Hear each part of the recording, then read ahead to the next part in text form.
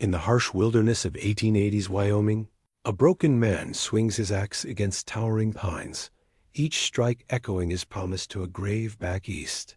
Beau Tanner has nothing left but calloused hands and a stubborn will to carve out something that's his alone. Day after day, he shapes logs into walls, builds a roof beam by beam, creating a one-room sanctuary from the unforgiving frontier. Then she arrives. Miss Evelyn Ashford steps off the eastbound train in her fine silk dress, representing everything Beau has learned to distrust about wealth and power. Her father's railroad fortune could buy and sell the entire territory, but something about the quiet cowboy's strength draws her back to his remote cabin again and again. But when her father's expansion plans threaten to destroy everything Beau has built, would a woman raised in luxury choose love over fortune? Before we jump back in, tell us where you're tuning in from. And if this story touches you, make sure you're subscribed, because tomorrow I've saved something extra special for you.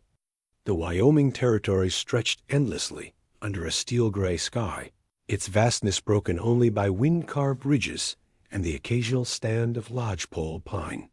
Here, in a clearing 15 miles west of the railroad town of Bitter Creek, Beau Tanner worked alone with the methodical patience of a man who had learned that haste bred mistakes, and mistakes could kill. His hands, scarred from countless battles with axe and saw, moved with practiced precision as he shaped another foundation stone. Each piece had to fit perfectly. No mortar would bind these stones. Only the weight of careful placement and the honesty of his labor. A simple gold band on his left hand caught the morning light as he lifted the stone, a reminder of promises made and kept, even in the face of loss. Beau had been many things in his 43 years. A farm boy in Missouri, a Union scout during the war between the states, a husband to Sarah Jane Morrison for 12 precious years. Now he was something simpler and perhaps more honest, a man building a home with his bare hands because he had nowhere else to go and nothing left to lose. The cabin would be modest, one room with a sleeping loft, a stone fireplace, and windows facing east to catch the morning sun. Sarah had always loved the morning light, would sit by their kitchen window in Kansas, sipping coffee from her delicate china cup, watching the world wake up. That cup sat wrapped in his saddlebags now, the only fragile thing he'd carried west. After burying her beneath the cottonwoods dot, his current tools were few, but well maintained. A double-bit axe he'd forged himself, a crosscut saw, a set of chisels, and a level that had belonged to his grandfather. Everything else he fashioned as needed, the wooden mallet from seasoned oak, the measuring stick notched with his own careful marks, the rope he'd braided from prairie grass when store-bought. Hemp proved too costly. The work demanded everything he had. Each log had to be cut to precise length, notched to fit its neighbors, then hefted into place by sheer strength and leverage. His back ached constantly, his shoulders burned, and his hands bled through the calluses. But the pain was clean, honest so, different from the hollow ache that had driven him from Kansas after Sarah's funeral. Building something that'll last, he murmured to himself, a habit he developed during the long, silent days. Sarah used to tease him about talking to himself, said it was a sign of either deep thinking or creeping madness. He supposed it might be both. The nearest neighbor lived 8 miles south. Old Henrik Larson, a Norwegian who'd homesteaded a creek bottom and somehow coaxed wheat from the stubborn soil. They'd met twice, both times when Beau rode to town for supplies. Larson was a decent man, weathered by frontier hardship, but still quick to share what little he had. Most folks in Bitter Creek were the same, suspicious of strangers, but generous once you proved your worth. The town itself crouched beside the Union Pacific tracks like a wolf beside a stream, drinking what it needed and watching for threats. 300 souls, maybe 400 if you counted the ranch hands who drifted through.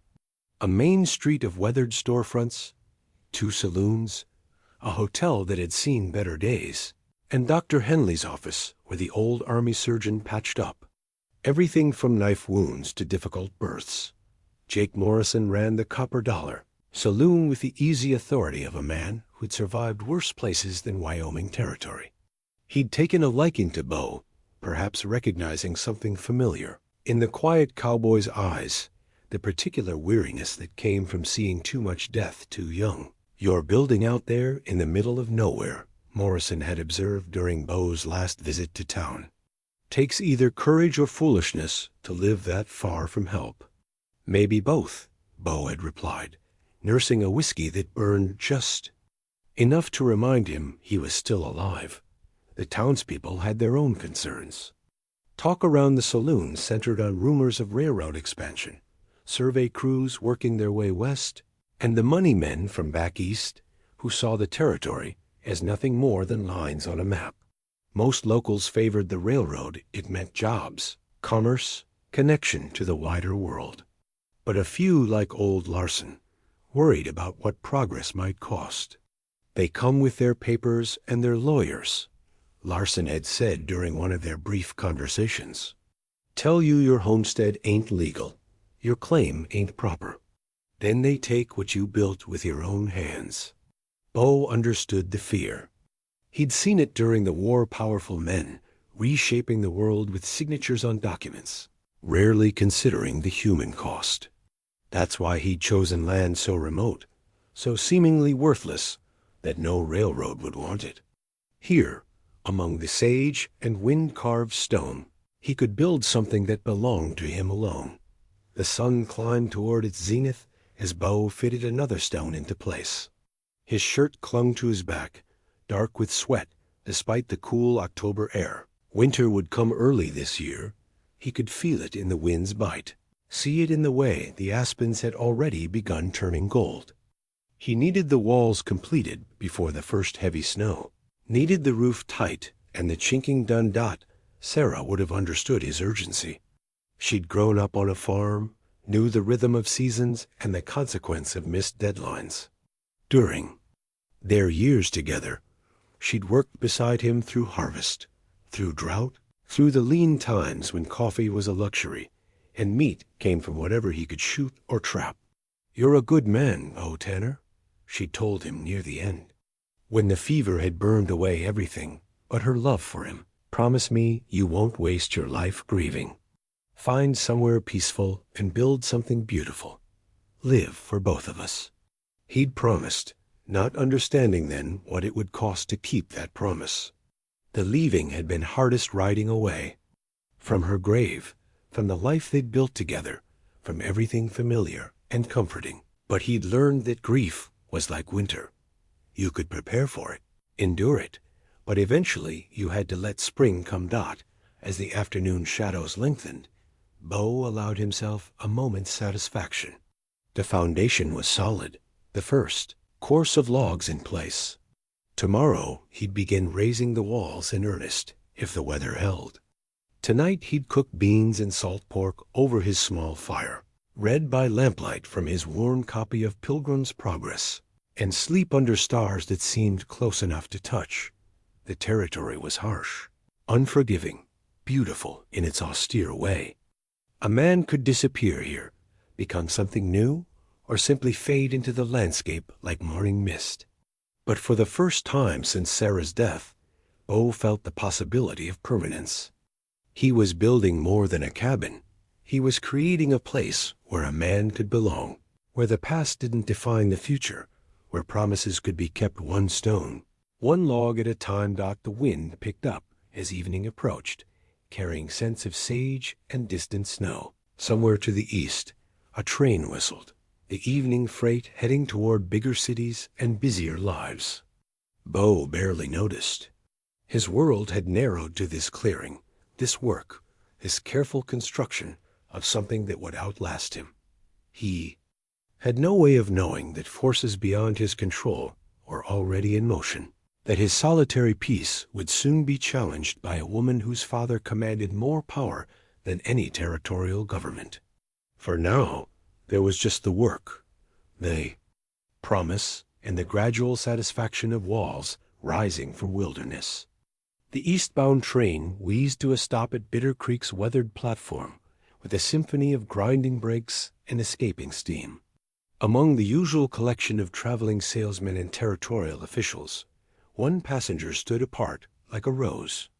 In a patch of sagebrush dot, Miss Evelyn Ashford stepped carefully from the first-class car, her burgundy traveling dress immaculate despite the long journey from Chicago. Her leather gloves were spotless, her small hat perfectly positioned, and the leather satchel she carried spoke of quality that most folks in Bitter Creek saw only in catalog illustrations.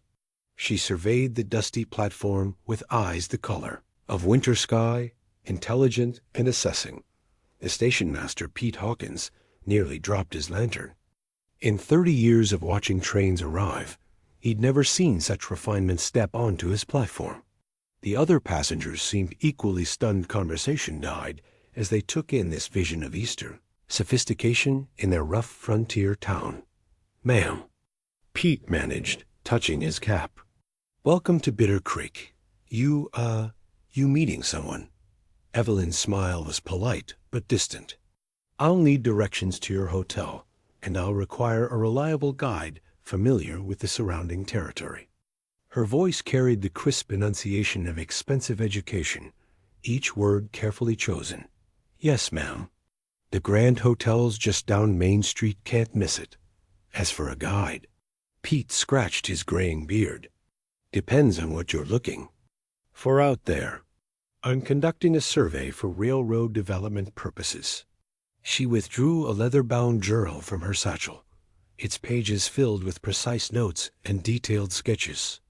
"I need someone who knows the land, the water sources, the settlement patterns."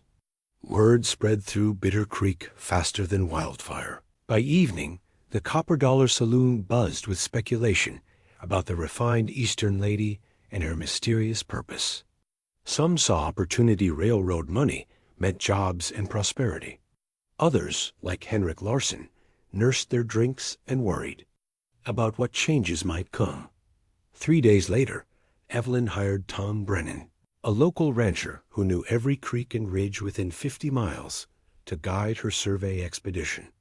What she hadn't expected was how the vast emptiness of the territory would affect her, how the endless sky and wind-carved landscape would stir something deep in her carefully ordered soul.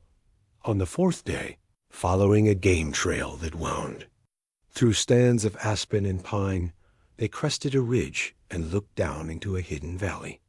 There, in a clearing beside a spring-fed creek, stood the skeleton of a log cabin. "Well, I'll be," Brennan muttered. "Someone's building out here. Didn't know anyone had claimed this section."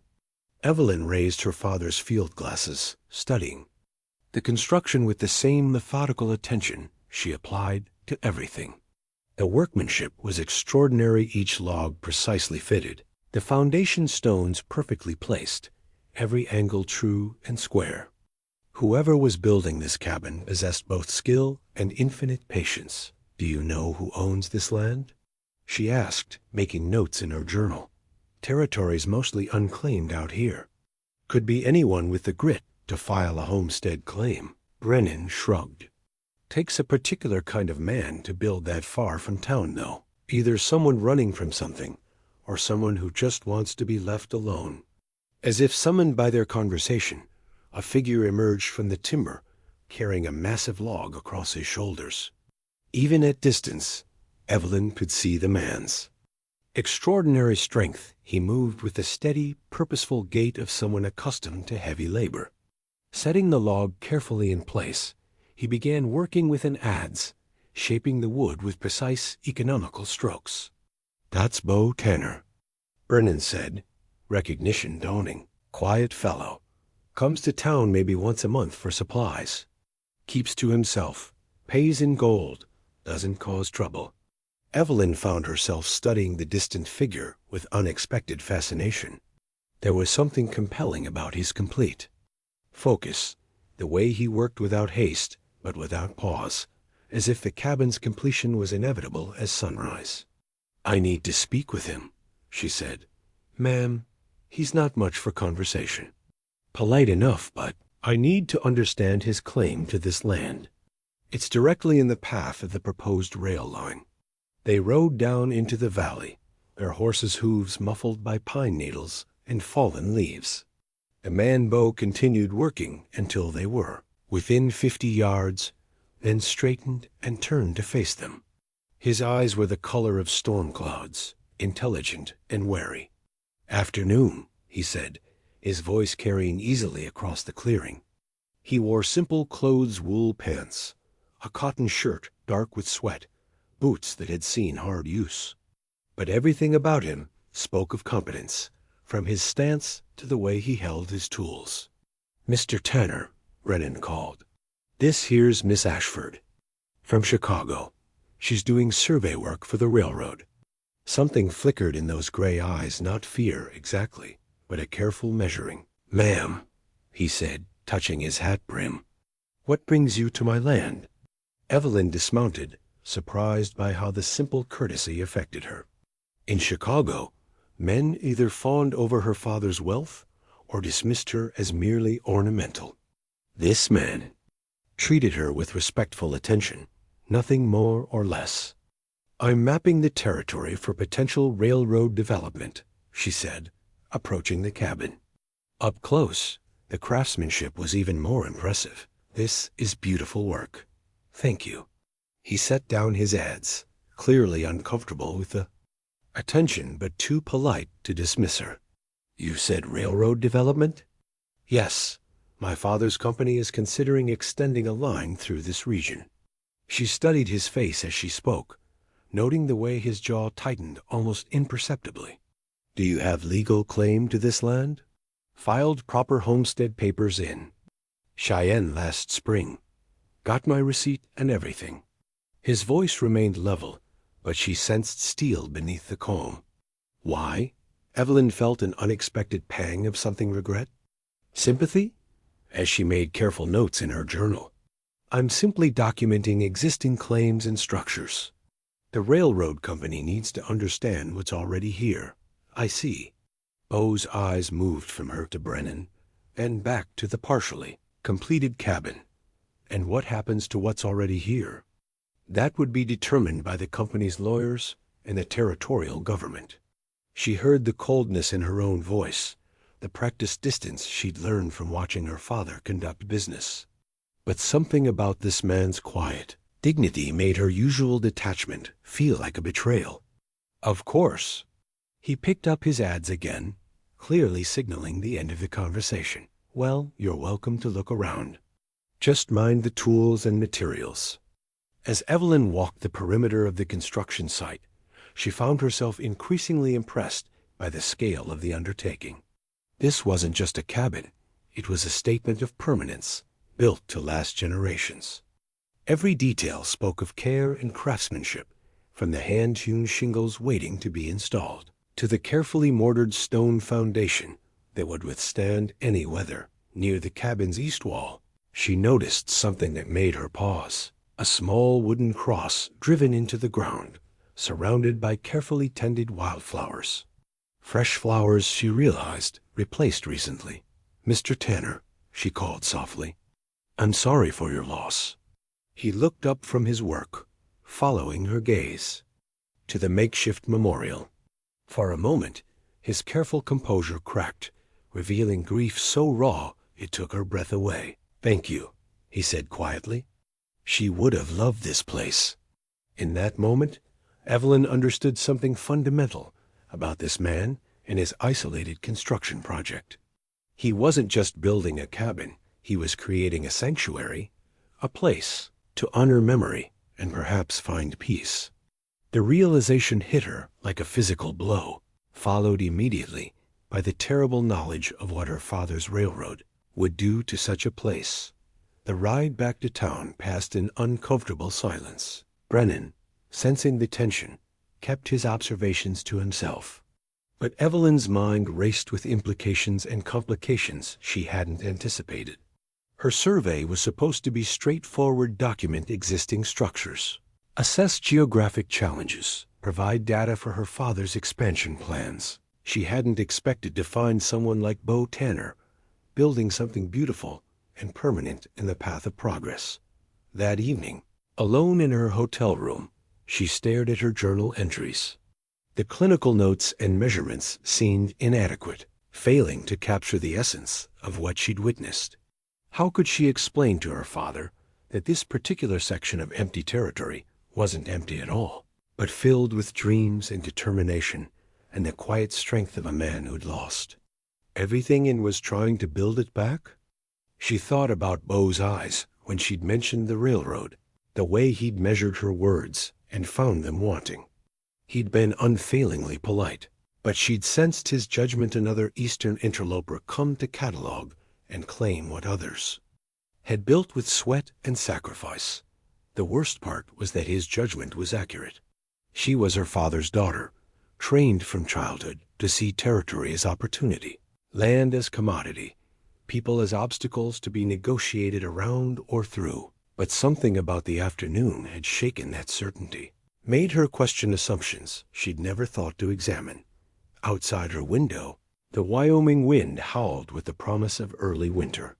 Somewhere in the darkness, a man worked alone, by lamplight, shaping wood and stone into shelter, carrying forward promises made to the dead.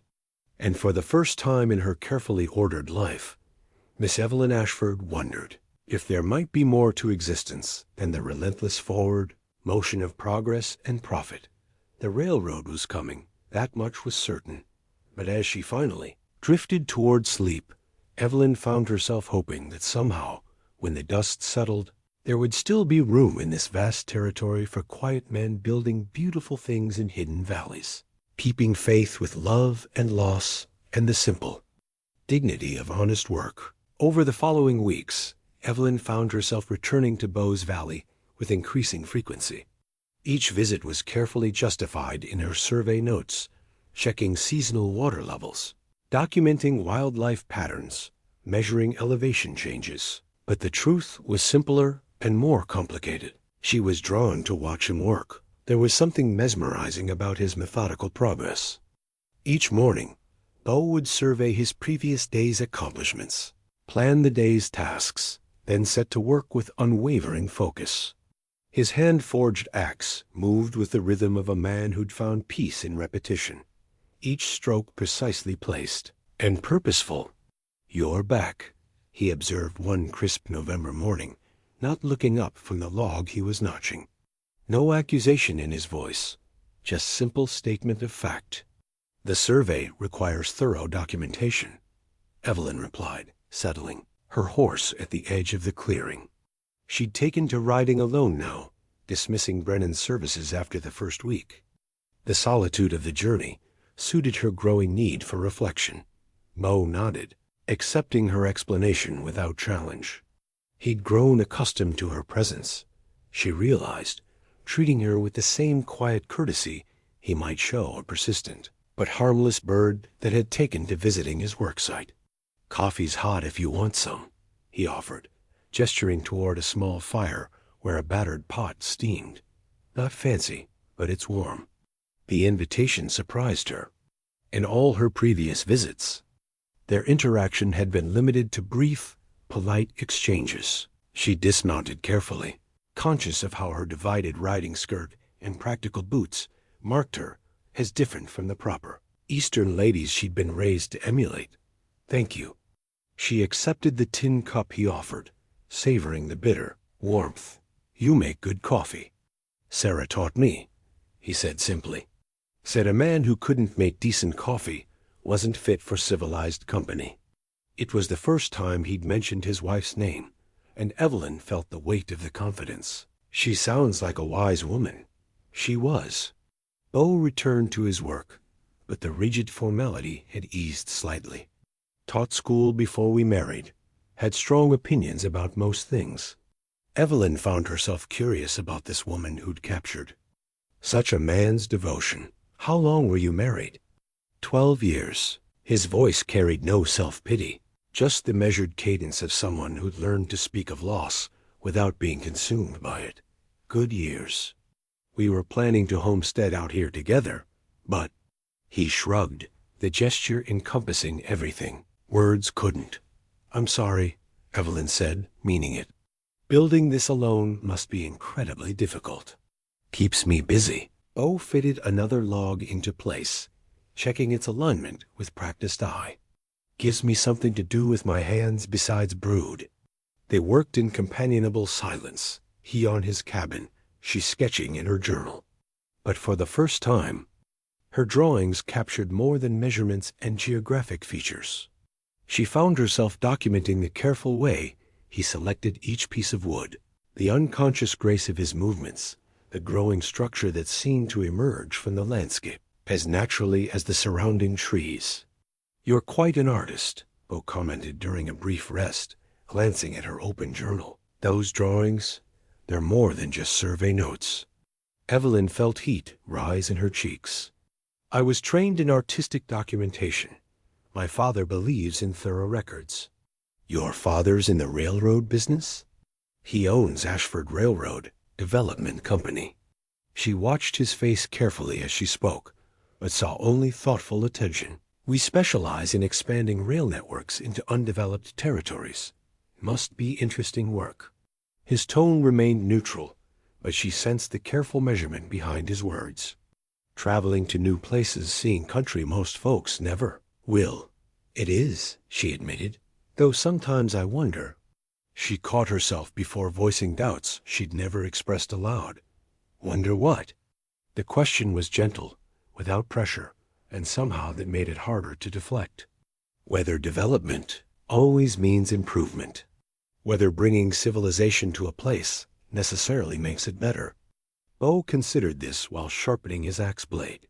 "Depends on what you mean by better, I suppose. More convenient, maybe. More profitable for some. But—" he gestured at the vast landscape surrounding them. "Hard to improve on something that's already perfect in its own way." His words echoed thoughts Evelyn had been reluctant to acknowledge.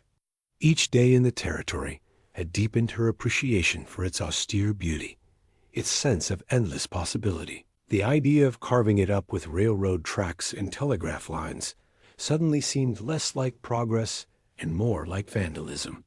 "You don't approve of the railroad coming through," she said. "Not my place to approve or disapprove." Beau resumed his work, but his movements had grown more deliberate. "Big men with big plans don't much care what fellows like me think. But if they did care, if your opinion mattered—" He paused, axe suspended mid-swing.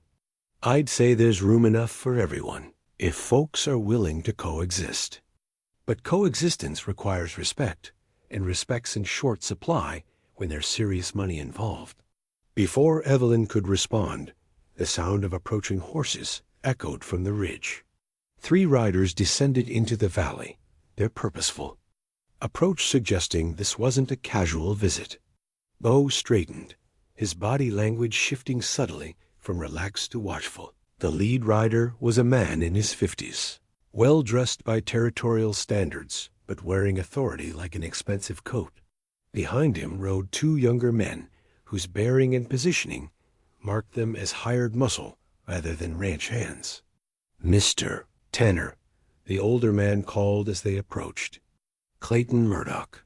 We need to talk." Evelyn recognized the name. Murdoch owned significant holdings throughout the territory, including several thousand acres of prime grazing land.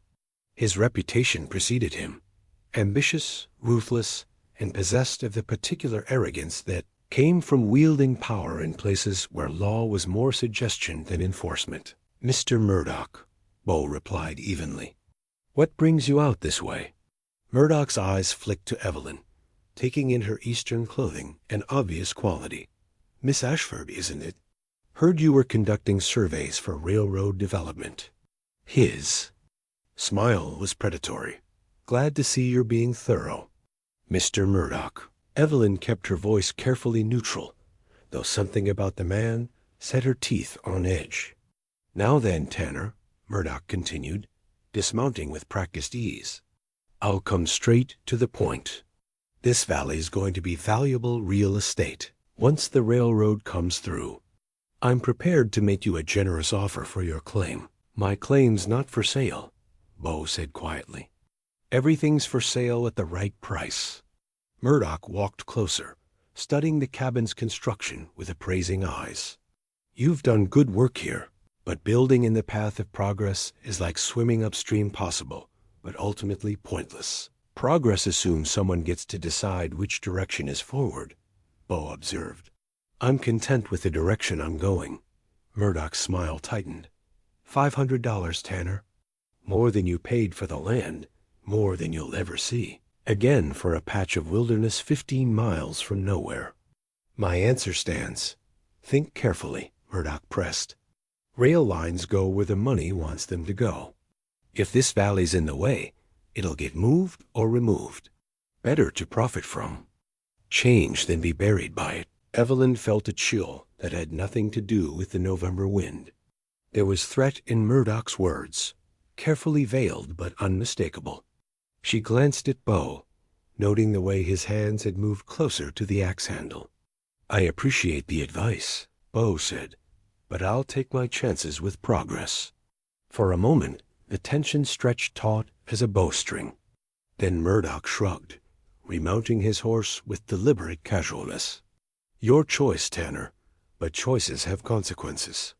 He touched his hat brimmed toward Evelyn. Miss Ashford, pleasure meeting you. I hope your survey work proves ... enlightening. They rode away as purposefully as they'd arrived, leaving silence in their wake. Evelyn watched them disappear over the ridge, troubled by implications she was only beginning to understand. He seems to know a great deal about the railroad's plans, she said carefully. Murdoch's got interests in everything that happens in this territory, Beau replied. Usually turns a profit whether things go well or poorly for everyone else. And he's clearly interested in your land. Interested enough to make threats disguised as offers. Beau returned to his work, but his movements carried new tension. Question is, what's he know that I don't? Evelyn thought about her father's instructions, about the sealed documents in her hotel room safe, about the conversations she'd overheard during late-night meetings in Chicago. Murdoch's confidence suggested connections that reached far beyond territorial politics. Mr. Tanner, she said slowly, I think there may be more to the railroad's plans than either of us fully understands. He looked at her then with those storm-gray eyes, and she saw in them a recognition that their careful dance of courtesy and distance was ending. Whatever was coming would demand more than polite conversation and guarded truths. I reckon you might be right, Miss Ashford, he said quietly. Question is, when the time comes to choose sides, where will you stand? It was a fair question, and as Evelyn rode back toward town that evening, she realized she no longer knew the answer. The first snow fell 3 days after Murdoch's visit, dusting the valley in pristine white that made Beau's progress seem even more remarkable. When Evelyn arrived that morning, she found him working despite the cold, his breath visible in crystalline puffs as he carefully positioned roof beams. Shouldn't you wait for better weather? She called, dismounting near his small fire. Winter won't wait for me, he replied, not pausing in his work. Roof needs to be on before the heavy snows come, or I'll lose months of work to moisture damage. She watched him work for a while, impressed by his methodical approach to the challenge. Each beam was measured twice, positioned with infinite care, secured with hand-forged iron spikes. The cabin was beginning to take recognizable shape, no longer just walls and potential, but the clear outline of a home. There's something I need to show you, she said finally, the words carrying more weight than she'd intended. Beau paused, reading something in her tone that made him set down his tools and give her his full attention. What is it? Evelyn withdrew a folded paper from her satchel, her hands trembling slightly as she handed it to him. I found this among my survey materials. I think you should see it. The document was a detailed map of the proposed rail line, marked with precise surveyor's notations and signed by her father's chief engineer. Beau studied it with growing understanding, his face hardening as he traced the red line that cut directly through his valley. This shows the railroad coming right through here, he said quietly. right through the middle of my claim. Yes. Evelyn's voice was barely above a whisper. The route was finalized before I arrived. My survey was just ... confirmation. Beau folded the map carefully, his movements deliberate and controlled. Why are you showing me this? The question hung in the cold air between them. Evelyn felt the weight of her father's expectations, the comfortable life that awaited her return to Chicago, the simple path that led away from this valley and its complications. Then she looked at Beau's cabin, at the memorial to his wife, at the quiet dignity of a man building something beautiful against impossible odds. Because it's not right, she said. Because you deserve to know what's coming. Because ... She struggled for words that would encompass the growing turmoil in her heart. Because someone should warn you. Beau studied her face with those perceptive gray eyes, seeing past her careful Eastern composure to the conflict beneath.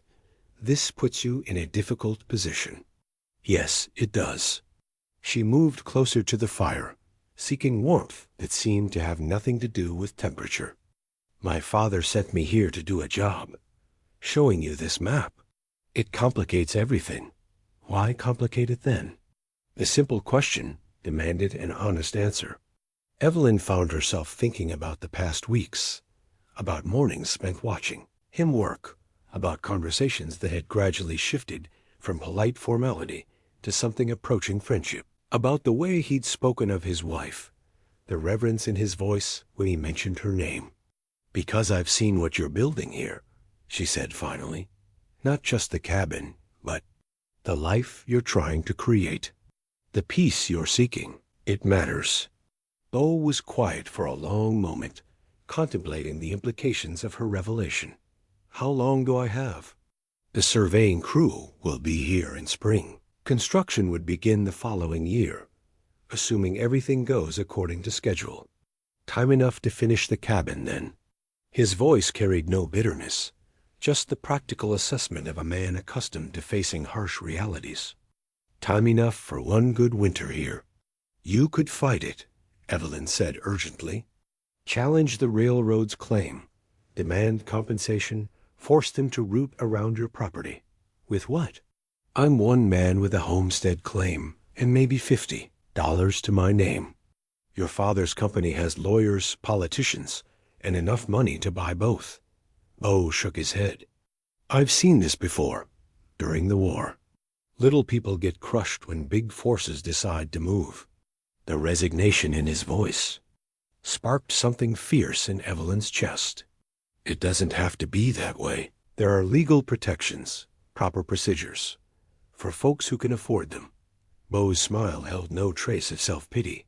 I appreciate what you're trying to do, Miss Ashford, but I'm not naive about how the world works. Then why did you show me the map? The question came out more sharply than she'd intended. If you won't fight, why warn me at all? Beau considered this, absently stirring the fire with a stick. Maybe because you seemed like someone who'd want to know the truth, even if it was uncomfortable. Maybe because ... He looked at her directly. Because I think you're starting to question whether the work you're doing serves the right people. His words hit closer to home than Evelyn cared to admit. Over the past weeks, her careful reports to her father had grown increasingly reluctant. The territory no longer seemed like empty land waiting for development, but a place where people like Beau and Henrik Larson were building lives with their own hands and hearts. I don't know what I think anymore, she admitted. Everything seemed so clear when I left Chicago. Progress was good, development was necessary, and people who stood in the way were simply obstacles to be negotiated around. But being here, seeing what you're building, she gestured helplessly at the cabin. It's changed something in me. Sarah used to say that travel was the enemy of certainty, Beau observed. The more you see of the world, the harder it gets to believe simple answers. Tell me about her, Evelyn said impulsively. About Sarah. Something in Beau's expression softened. He walked to the east wall of the cabin, where he'd carved a small niche. From it, He withdrew a delicate china teacup, its surface decorated with tiny painted roses. "This was hers," he said, cradling it carefully. "Only thing of hers. I brought west. She'd have tea every morning, sitting by the kitchen window, watching the sun come up. Said it was the most peaceful part of her day." Evelyn touched the cup gently, struck by its fragility in this harsh landscape. "It's beautiful." She was like that, brought beauty wherever she went. Could make a one-room cabin feel like a palace just by arranging wildflowers in a jar. Beau's voice carried the weight of love and loss. "She taught me that building a home isn't about the structure. It's about filling the space with care and attention and love." "Is that what you're doing here? Building a home for her memory?" "Building a home for the man I became because of her," Beau corrected. "She made me better than I was. The least I can do is honor that by living the kind of life she'd be proud of." They stood in comfortable silence, watching snow fall steadily beyond the cabin's partially completed walls. Evelyn found herself imagining what it would look like, finished, the roof tight against winter storms, windows glowing with lamplight, smoke rising from the stone chimney. A place of refuge and reflection, built by love and maintained by loyalty. "I have to ask you something," she said quietly.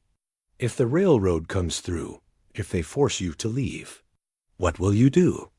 Beau replaced the teacup in its niche, handling it with infinite care. "Find another piece of empty country, I suppose. Start over. And if there is no empty country left, if men like my father claim everything worth having, then I'll keep looking until I find a place they missed." His smile was tired but genuine. "The world's a big place, Miss Ashford. Always room for one more dreamer building something small and honest." But even as he spoke the words, Evelyn heard the uncertainty beneath them. The frontier was closing, territories becoming states, wilderness giving way to civilization's ordered progress. Men like Beau Tanner were becoming anachronisms, their simple desire for peaceful independence increasingly incompatible with a world that demanded participation in larger systems. "I should go," she said finally, "before the snow gets worse." "Ride careful," Beau cautioned. "Winter storms can turn dangerous fast out here." As she mounted her horse, Evelyn felt the weight of decisions yet to be made. The map in her satchel felt like a betrayal, not just of Beau, but of something fundamental about honesty and fairness. Yet returning it to her father without warning, Beau would have been a greater betrayal still. "Mr. Tanner," she called as she prepared to leave.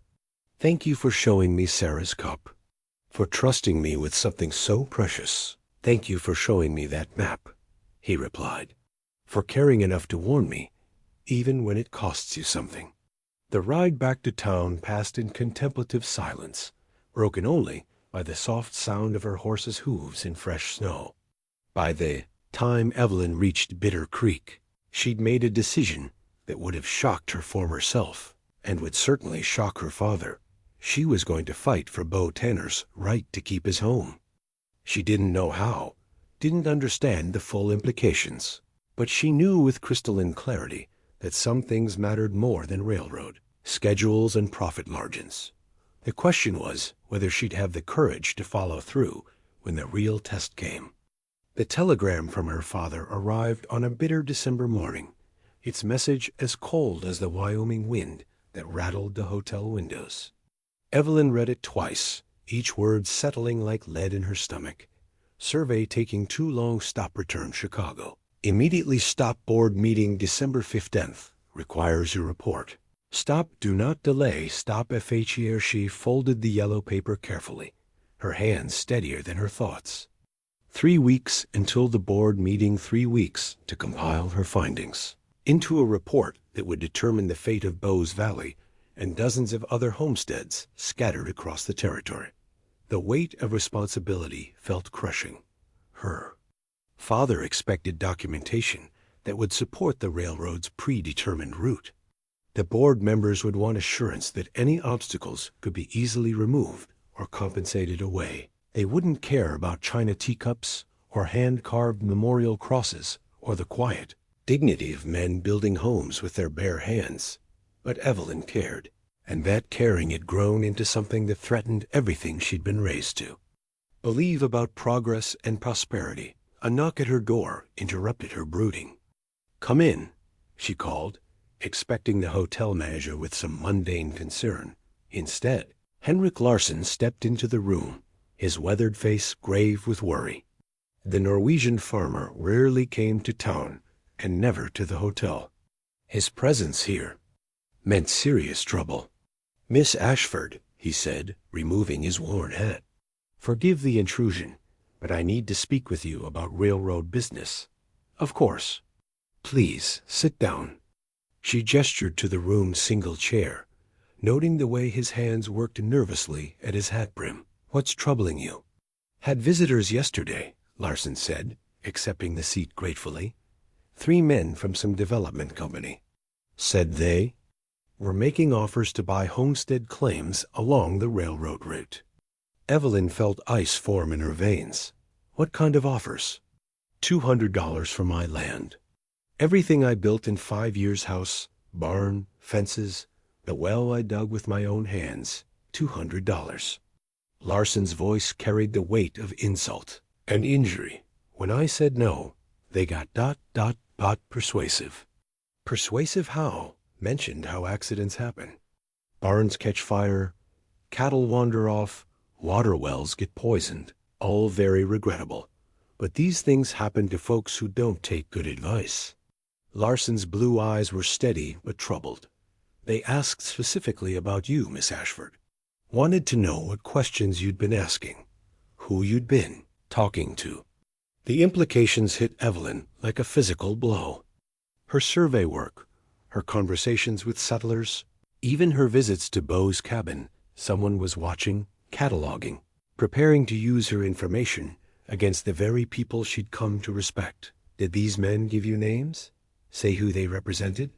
Called themselves land agents for the Territorial Development Corporation. But I seen them before, drinking in Murdoch's private room at the saloon. Larsson leaned forward. Miss, I don't know what your family's railroad is planning, but there's something ugly brewing. Folks are scared.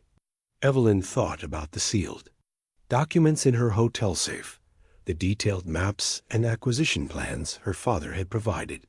How much of the railroad's strategy involved intimidation and coercion, rather than honest negotiation? Mr. Larsson, I need to ask you something in confidence. Have other homesteaders received similar visits? Near everyone with decent land. Tom Brennan, the Kowalski family, old Pete Hendricks down by the creek. Same offer, same threats when folks refuse. Larsson replaced his hat, preparing to leave. They're trying to clear the route before any legal challenges can be mounted. That's illegal. Homestead claims carry specific protections under territorial law. Laws protect folks who can afford lawyers, miss. Out here, we settle things ourselves. Or they don't get settled at all. Larsson stood, his lined face reflecting the weariness of a man who'd fought too many battles against forces beyond his control. I'm telling you this because folks say you're different from the usual railroad. People say you ask questions like you care about the answers. After he left, Evelyn sat alone with the magnitude of what she'd learned. The railroad's expansion wasn't just about building tracks. It was about systematically displacing anyone who stood in the way, using fear and economic pressure to avoid legal complications. Her survey work was providing the intelligence needed to target specific homesteaders. She was complicit in a campaign of organized intimidation. The realization sent her to the window, staring out at the snow-covered street where ordinary people went about their daily business, unaware that their entire way of life was being methodically undermined. Children played in the snow while their parents worked to build something lasting, not knowing that distant boardrooms were plotting their displacement. That afternoon, despite the worsening weather, Evelyn rode to Beau's Valley. She needed to see his progress, to remind herself what was at stake beyond profit margins and stock dividends. she found him working on the cabin's interior, fitting floorboards with the same meticulous care he applied to everything. The structure was nearly complete, now walls tight, roof sound, windows installed. It looked like a home. "You shouldn't be riding in this weather," he said, looking up from his work. "Storms coming in fast." "I needed to talk to someone who might understand," she replied, shaking snow from her coat. "Henrik Larsen came to see me this morning." Beau's expression darkened as she recounted the farmer's story.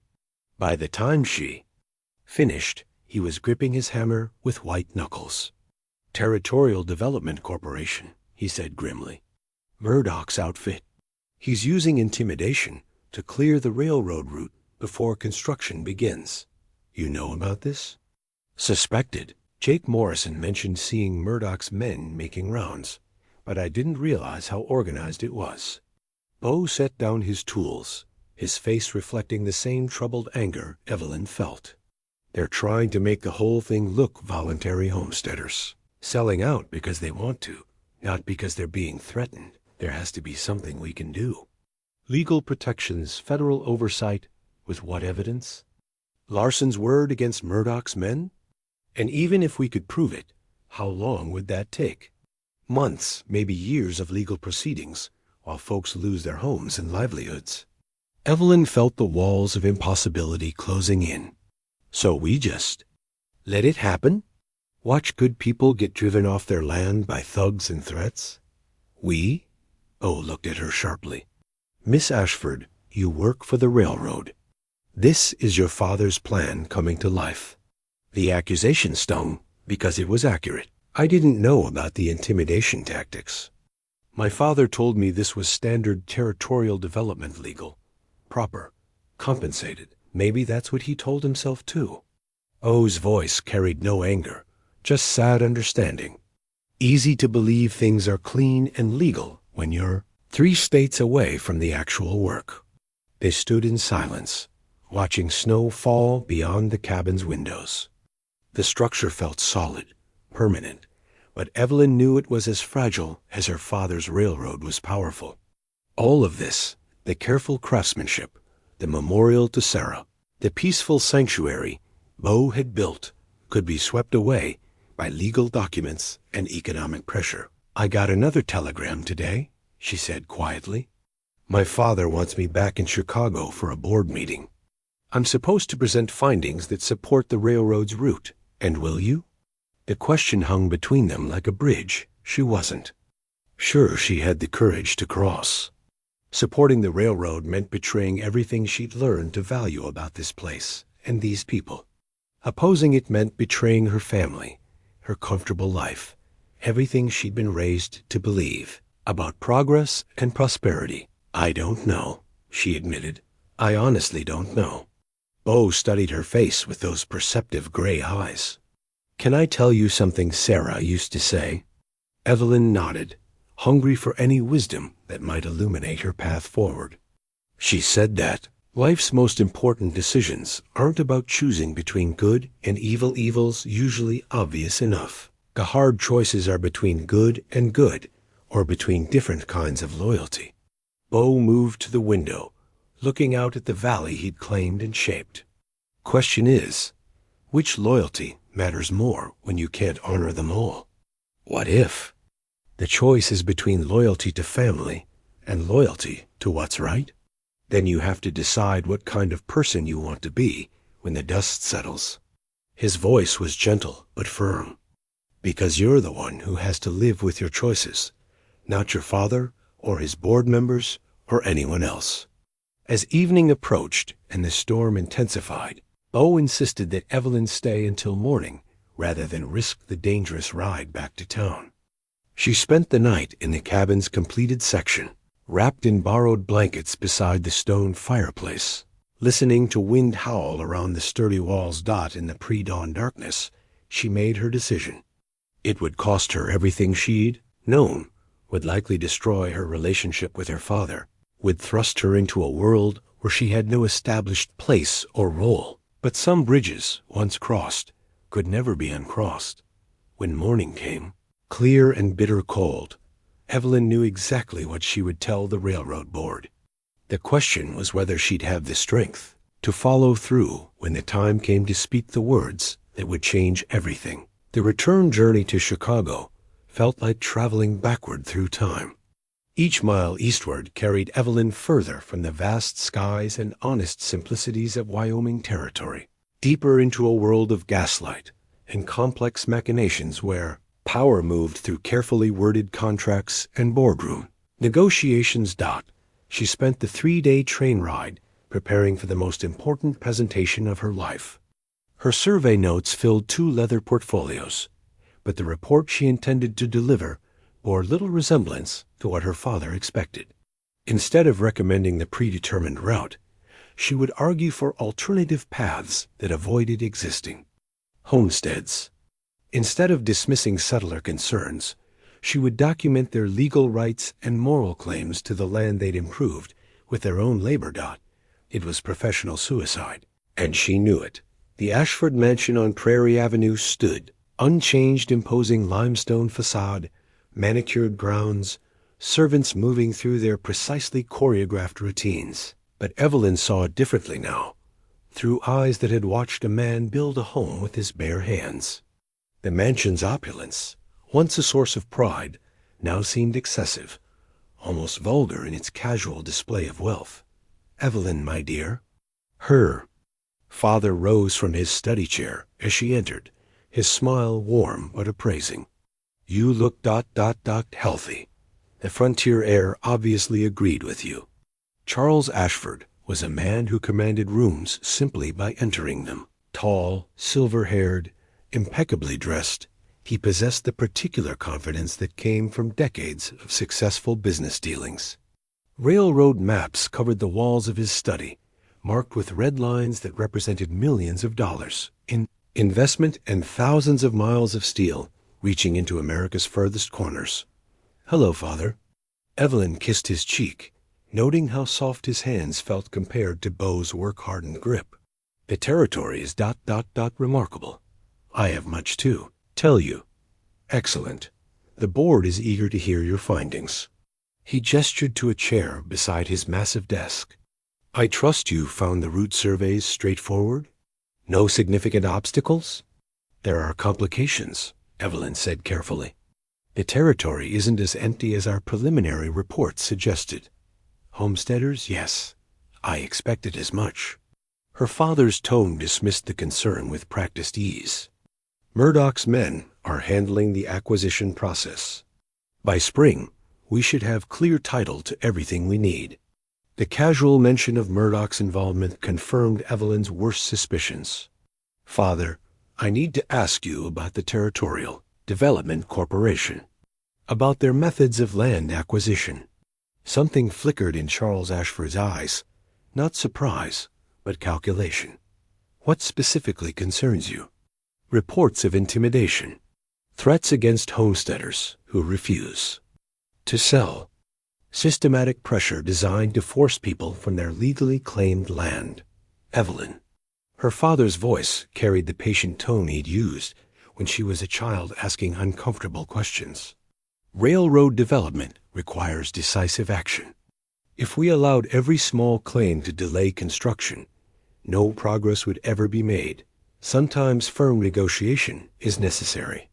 "Firm negotiation or outright coercion? Does the distinction matter?" "The result is the same efficient land acquisition that serves the greater good." Charles stood, moving to the window that overlooked his grounds. "You've been in the wilderness too long, my dear. You're thinking like a romantic rather than a businesswoman." The accusation stung because it carried a grain of truth. The Wyoming territory had changed her, awakened sensibilities she'd never known she possessed. But those sensibilities now seemed more valuable than all the business acumen her father had tried to instill. "I've been thinking like someone who's seen what we're destroying," she replied. "These aren't just empty parcels of land, Father. They're homes, communities, lives built with incredible sacrifice and determination. Sentiment has no place in business decisions." His voice carried a warning now. "I sent you west to document geographic challenges, not to develop emotional attachments to every settler with a sad story. What if the sad stories matter? What if progress should consider the human cost of development? Charles turned from the window, his expression hardening. Progress considers efficiency, profitability, and strategic advantage. Everything else is luxury we can't afford in competitive markets. The conversation continued through dinner, a careful dance of opposing philosophies disguised as family discussion. Evelyn's mother, Margaret, observed with the practiced neutrality of someone who'd learned to navigate between strong-willed family members. But Evelyn caught occasional flickers of sympathy in her mother's eyes, suggesting that questions about the railroad's methods weren't entirely unwelcome. That evening, alone in her childhood bedroom, Evelyn examined the artifacts of her former life. Silk dresses she'd once treasured now seemed impractical.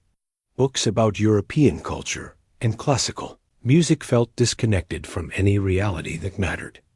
Even her jewelry, inherited pieces worth small fortunes, seemed like elaborate decorations for a life she no longer recognized as her own.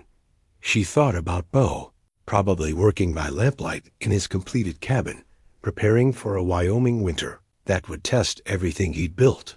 She thought about Henrik Larson, lying awake, wondering if morning would bring more threats from Murdoch's men. She thought about the quiet dignity of people creating something lasting with their own hands, and the casual way powerful men dismissed such efforts as obstacles to progress.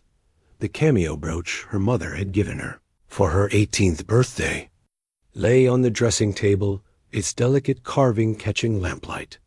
Her mother had worn it during her own presentation to Philadelphia society, and her grandmother before that. 3 generations of Ashford women, each playing prescribed roles in lives shaped by wealth and expectation. Evelyn picked up the brooch, feeling its familiar weight. Tomorrow she would pin it to her dress and walk into a boardroom filled with men who saw the world as her father did, a collection of resources to be acquired and deployed for maximum advantage. She would present findings that contradicted their assumptions and recommendations that threatened their profits. She would need every ounce of courage the brooch represented. A soft knock interrupted her thoughts. "Come in," she called. Margaret Ashford entered, her graying hair loose around her shoulders. "I wanted to speak with you before tomorrow's meeting." "About what, Mother?" "About the choice you're facing." Margaret settled onto the edge of the bed, her manner more serious than usual. "I've watched you since you returned. You're different, stronger perhaps, but also troubled." "The territory changes people," Evelyn said carefully, "or reveals who they truly are." Margaret's smile was sad but understanding. "I faced a similar choice once, though under different circumstances. I chose security over conviction, comfort over conscience. I've never been certain it was the right decision." The confession surprised Evelyn. Her mother had always seemed perfectly content with their privileged life, never questioning the sources of their wealth or the methods used to maintain it. "What choice was that?" "Your father's first major railroad project displaced 3 farming communities in Iowa. I had access to information that could have stopped it, could have forced him to find alternative routes. But I chose loyalty to family over loyalty to strangers." Margaret's voice carried the weight of long-held regret. "Those farming communities are gone now. Progress claimed them, as your father would say. Do you think I should support his current plans? I think you should decide what kind of woman you want to be, then have the courage to live that decision." Margaret rose, kissing her daughter's forehead. "Whatever you choose tomorrow, I'll be proud of your courage to choose consciously, rather than simply accepting what's expected." After her mother left, Evelyn returned to her preparation. The report she would present was thorough, documented, and professionally devastating to the railroad's preferred route. She had photographed homesteads, documented improvements, researched legal protections, and compiled evidence of systematic intimidation. But beyond the facts and figures lay something more important, a vision of what the territory could become. If development served people rather than simply displacing them, railroad lines that connected communities instead of destroying them, economic growth that enhanced local life rather than replacing it, progress that honored the past while building toward a better future. It was idealistic, perhaps impossibly so. But idealism, Evelyn had learned, was sometimes the only force capable of standing against the casual brutality of unchecked power. As she finally prepared for sleep, she thought about Beau's words regarding loyalty and choice. Tomorrow would test every principle she'd been raised to value, every relationship she'd been taught to honor. The comfortable life of an obedient daughter would end the moment she spoke her first, contradictory word to the board. But some principles, once discovered, demanded action regardless of cost, and some loyalties, once awakened, proved stronger than comfort or convenience, or even love. The brooch glinted on her dressing table, waiting for tomorrow's test of courage. Beyond the mansion's walls, Chicago hummed with the sound of progress trains. Arriving and departing, factories running through the night, millions of people pursuing dreams shaped by forces beyond their control. Soon, Evelyn would discover whether one woman's conscience could alter the course of such vast momentum, or whether individual conviction was merely another obstacle for progress to overcome. The Ashford Railroad boardroom commanded the top floor of Chicago's newest office building, its mahogany table reflecting gaslight from crystal chandeliers. 12 men in expensive suits occupied leather chairs, their faces bearing the confident expressions of individuals accustomed to reshaping the world through financial leverage and political influence. Evelyn entered wearing her mother's cameo brooch and carrying 2 leather portfolios. Her father's introduction was brief, professional, tinged with the pride of a man presenting his daughter's first major contribution to the family enterprise. Gentlemen, Miss Evelyn Ashford has completed her survey of the Wyoming territory route. Her findings will inform our final construction plans and land acquisition strategies. She began with geographic data elevation changes, water sources, seasonal weather patterns. The board members listened with polite attention, occasionally making notes or asking technical questions. This was the straightforward portion of her presentation, the foundation for everything that would follow. The proposed route encounters several significant challenges, Evelyn continued, opening her second portfolio. Most notably, extensive homestead development along the primary corridor. Board member Harrison Clark, a thin man with calculating eyes, leaned forward. How extensive? Our preliminary reports suggested minimal settlement in that region. The preliminary reports were incomplete. Evelyn's voice remained steady despite her racing heart. I documented 47 active homesteads directly impacted by the proposed route, representing approximately 300 individuals who have established legal claims and substantial improvements. Murmurs rippled around the table. Charles Ashford's expression remained carefully neutral, but she caught the warning in his eyes. Legal claims can be challenged, observed board member Thomas Wellen. Homestead law contains numerous technical requirements that frontier settlers often fail to meet precisely. That's true, Evelyn acknowledged. However, I also investigated the methods being used to acquire these properties. What I discovered raises serious legal and ethical concerns. The room fell silent. Her father's jaw tightened almost imperceptibly.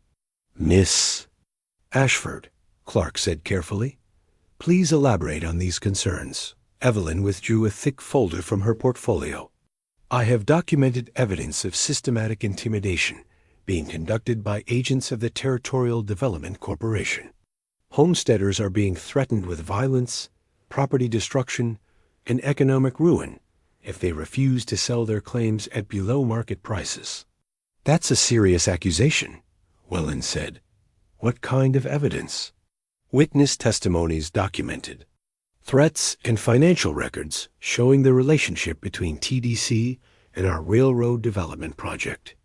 Evelyn placed the folder on the table. The Territorial Development Corporation is a subsidiary of Ashford Railroad. created specifically to circumvent legal protections for homestead claims. The silence that followed was profound. Several board members exchanged glances, their expressions ranging from surprise to concern to calculation.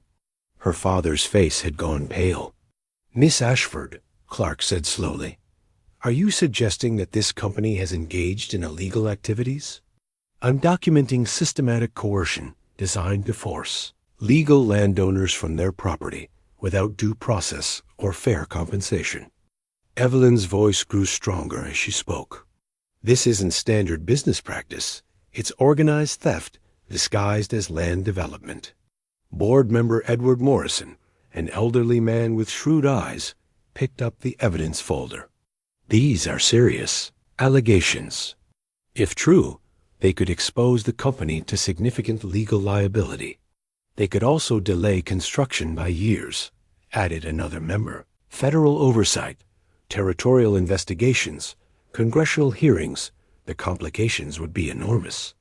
Charles Ashford finally spoke, his voice controlled but cold. "Evelyn, I think you may have misunderstood the nature of standard territorial development.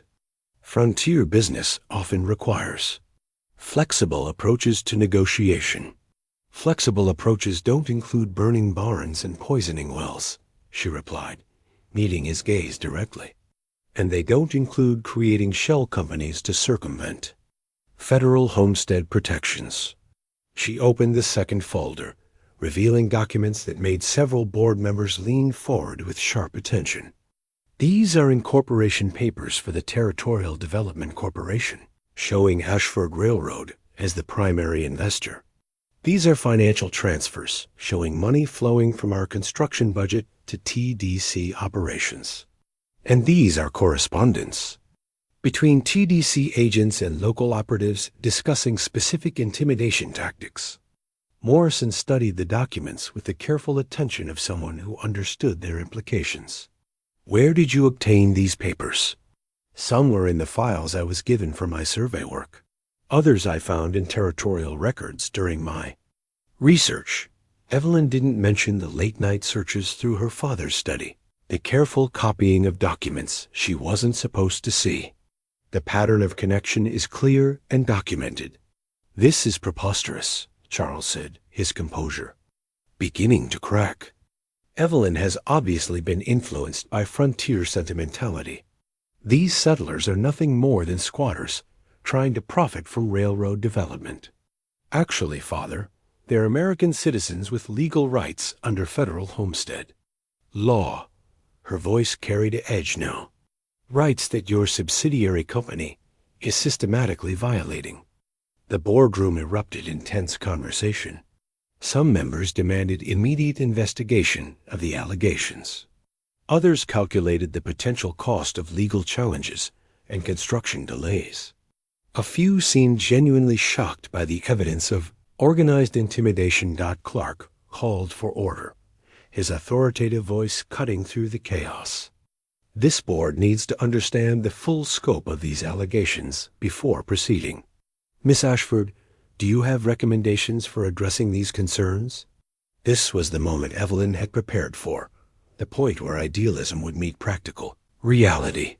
"I recommend immediate cessation of all TDC activities, formal compensation for affected homesteaders, and route modification to avoid existing settlements wherever possible." "The cost would be enormous," Welland protested. "Route changes, legal settlements, construction delays. We're talking about millions of dollars in additional expenses." "The cost of continued illegal activity would be higher," Morrison observed grimly. "Federal prosecution, congressional investigation, company reputation destroyed. We can't build a railroad from prison." Charles Ashford stood abruptly, his careful composure finally breaking. "This board is being manipulated by romantic nonsense. Every major infrastructure project requires difficult decisions. If we allow every small concern to derail progress, nothing meaningful will ever be accomplished. Progress built on criminal activity isn't progress," Evelyn replied quietly. "It's exploitation disguised as civilization." The accusation hung in the air between father and daughter, representing more than business disagreement. It was a fundamental rejection of everything Charles Ashford had taught her about success, power, and the acceptable costs of achievement. "I think," Morrison said carefully, "that this board needs time to digest these revelations. Miss Ashford, thank you for your thorough and illuminating presentation." As the meeting dissolved into worried clusters of conversation, Evelyn gathered her materials with hands that trembled only slightly. She had done what conscience demanded, had spoken truth to power, regardless of personal cost. Whether that truth would change anything remained to be seen. Her father approached as the boardroom emptied. "You realize what you've done? I've done my job. I surveyed the territory and reported my findings. You've destroyed your own future. No railroad company will ever trust you again. No business association will welcome you. You've made yourself unemployable in any industry that matters." The threat carried real weight. Evelyn's comfortable life, her social position, her economic security, all of it depended on her father's approval and the family's business connections. By challenging the railroad's methods, she had effectively exiled herself from the only world she'd ever known. Maybe the industries that matter aren't the ones that build their success on threats and intimidation, she said. Charles studied his daughter's face, seeing someone he no longer recognized. "You've chosen strangers over family. Sentiment over sense. You'll regret this decision for the rest of your life." "Perhaps, but I'll be able to live with myself." As Evelyn left the boardroom, she felt the weight of irrevocable change. The comfortable certainties of her former life were gone, replaced by the uncertain freedom of following conscience rather than convention. She thought about Beau working in his Wyoming valley, building something honest with his own hands, honoring promises made to love and memory. She had found her own way to honor such promises. Whether the courage to speak truth would prove sufficient to protect what mattered most remained to be seen. But for the first time in her life, Evelyn Ashford knew exactly who she was and what she stood for. The real battle was just beginning. 3 days after the disastrous board meeting, Evelyn received an urgent telegram that changed everything. The message came from Jake Morrison at the Copper Dollar Saloon, its brevity making the situation more ominous. "Situation critical. Stop. Murdoch escalating tactics. Stop. Beau needs help. Stop. Come immediately. Stop. Morrison." She departed Chicago that evening on the westbound express, her father's warnings echoing in her mind. Charles Ashford had made good on his threats. Her bank accounts were frozen, her access to family resources revoked, her name quietly circulated among business associates as someone unreliable and sentimental. She traveled now with only the money she'd saved from her survey work and whatever courage she could summon. The 3-day journey felt endless. At every stop, she expected to receive word that she was too late, that Murdoch's escalating pressure had finally broken the homesteaders' resistance. But no news came, leaving her to imagine increasingly dire scenarios. When the train finally wheezed into Bitter Creek Station, she found a town transformed by tension. Groups of men clustered in suspicious conversation, breaking apart when strangers approached. The saloons were busier than usual, filled with newcomers whose expensive clothes and predatory expressions marked them as outside agitators. Even the weather seemed ominous, low clouds pregnant with snow, wind carrying the bite of serious winter. Jake Morrison met her at the station, his usually jovial face grim with worry. "Miss Ashford, didn't think we'd see you again after word came about your family troubles. What's happened?" she asked, following him toward the hotel. "Your telegram mentioned escalating tactics. Murdoch's brought in professional troublemakers. 20, maybe 30 men who specialize in making life difficult for folks who won't cooperate." Morrison's voice carried the careful neutrality of someone navigating dangerous waters.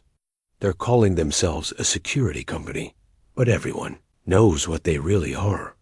The hotel lobby buzzed with tense conversation that died as Evelyn entered. She recognized several homesteaders: Henrik Larson, the Kowalski family, old Pete Hendricks, their faces showing the strain of people under siege. "They've been visiting every homestead," Morrison continued quietly. "Not making offers anymore, just delivering ultimatums. Sell within a week or face the consequences." "What kind of consequences?" "Burned out the Johnson place 2 nights ago. Made it look like an accident, but nobody's fooled. Yesterday, they ran off Larson's cattle. Took him 2 days to find them. Scattered across 40 miles of territory." Morrison's jaw tightened. "And they've made specific threats against Beau." Ice formed in Evelyn's stomach. "What kind of threats?" "Said his cabin represents obstruction of territorial development. Gave him until tomorrow to vacate voluntarily or face forced removal." Morrison glanced around the lobby, lowering his voice further. "Problem is, Beau's not backing down. He's talking about making a stand." The implications were terrifying. Beau was skilled and determined, but he was one man facing professional intimidators with no legal constraints. A violent confrontation would end only one way. "I need to see him," Evelyn said urgently. "Roads being watched. Murdoch's men have set up checkpoints to monitor who's coming and going." Morrison studied her face with shrewd eyes. "Though I reckon a determined person might find other ways to reach his valley." Henrik Larson approached, his weathered face showing both hope and desperation. "Miss Ashford, praise God you're here. We've been trying to organize legal resistance, but none of us understand the law well enough to fight these papers they're waving around." "What papers?" "Condemnation orders, they call them. Say the territory has declared Beau's land essential for railroad development, which means they can take it for public good." Larson's voice carried the frustration of a practical man facing legal complexities beyond his understanding. "Is that even legal?" Evelyn felt her father's lessons in railroad law stirring in her memory.